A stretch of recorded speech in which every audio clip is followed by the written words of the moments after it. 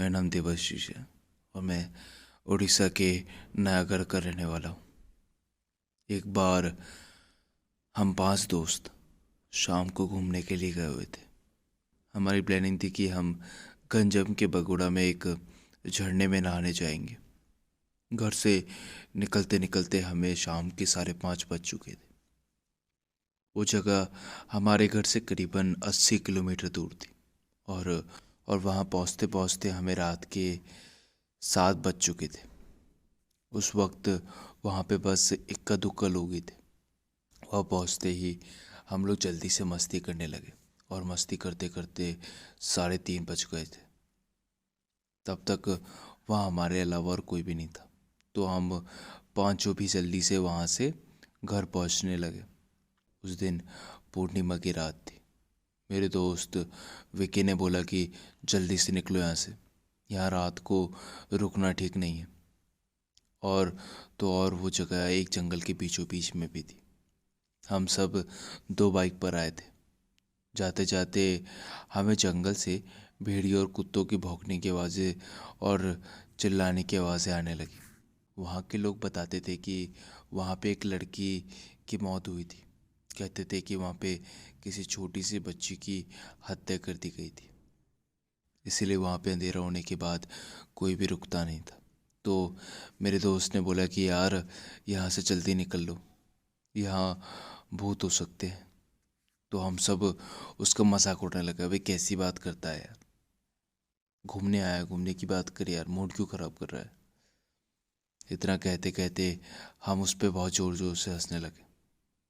मुझे रास्ते के साइड में एक बॉडी जैसी कोई चीज़ दिखाई दी। मैंने अपने दोस्तों को बोला कि यार वहाँ पे कुछ है। तो उन्होंने बोला कि कोई पत्थर होगा, ध्यान मत दे। तब मैंने बोला कि नहीं, वहाँ पे कोई बॉडी है। तो हम लोगों ने जल्दी से बाइक घुमाई और उस बॉडी को देखने के लिए गए। पास जाके देखा तो बॉडी ही थी। उससे पूछा तो उस लड़के ने बताया कि साहब साहब मैं बहुत भूखा हूँ, मुझे कुछ खाने को दे दो सर, और पास में एक गांव है, वहाँ पे मुझे छोड़ दो ना सर। वो देखने में 24 से 25 साल का लड़का था। तो उसमें से ऐसी गंध आ रही थी जैसे कि उसकी लाश सड़ चुकी हो।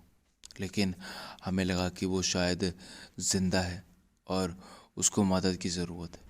हमें लगा था कि वो ज़िंदा है और कई दिनों से नहाया नहीं होगा, इसीलिए ऐसी स्मेल आ रही।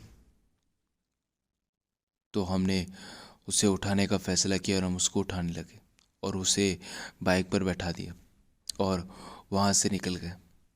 थोड़ा दूर जाते ही मेरे दोस्त ने, जो कि दूसरे बाइक पे था, उसने जल्दी से बाइक मेरे पास लाया जब मैं बाइक चला रहा था। तो हमने उससे पूछा कि क्या हुआ क्या।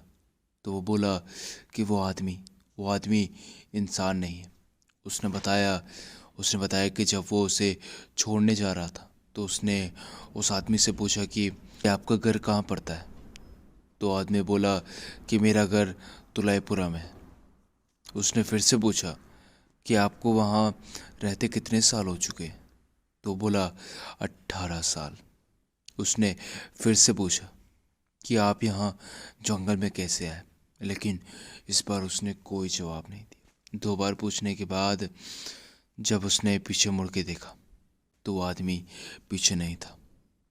उसने देखा कि वो पीछे एक पेड़ के ऊपर लटका हुआ था, या फिर कहें बैठा हुआ था। बहुत ही भयानक सी हंसी हंस रहा था।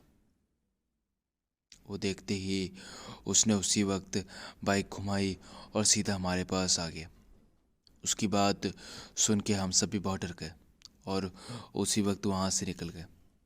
बाइक पर आते हुए मेरे दोस्त ने साइड में एक व्यू मिरर में देखा कि वही आदमी हमारे पीछे दौड़ता हुआ आ रहा है। हमारे पास में ही एक हनुमान जी का मंदिर था। हम लोग उस मंदिर में चले गए और सुबह तक वहीं रुके रहे। अगली सुबह जब हम घर पहुँचे तो हमने ये सारी बात अपने फैमिली मेम्बर्स को बताई और उन्होंने हमें बहुत डांट फटकार लगाई। उस दिन के बाद से हम कभी उस जंगल में वापस नहीं गए। बाकी लोगों के लिए वो एक जंगल है, मगर जब भी हम उस जंगल को देखते हैं तो हमारे लिए वो एक दर्दनाक किस्सा है। तो दोस्तों, बस यहीं तक थी कहानी। तो दोस्तों, अगर आपको ये कहानी सुन के डर लगा हो और मेरे चैनल को सब्सक्राइब करने का मन करे तो दोस्तों प्लीज़ बिना सोचे समझे मेरे चैनल को सब्सक्राइब कर लीजिए, ताकि जब भी हमारी कोई भी नई हॉरर स्टोरी आए then you will be the first one to get notified. तो दोस्तों चलिए, चलता हूँ और फिर लौटूंगा एक ऐसी ही सच्ची डरावनी कहानी के साथ। तब तक के लिए thank you and have a nice day. Bye bye.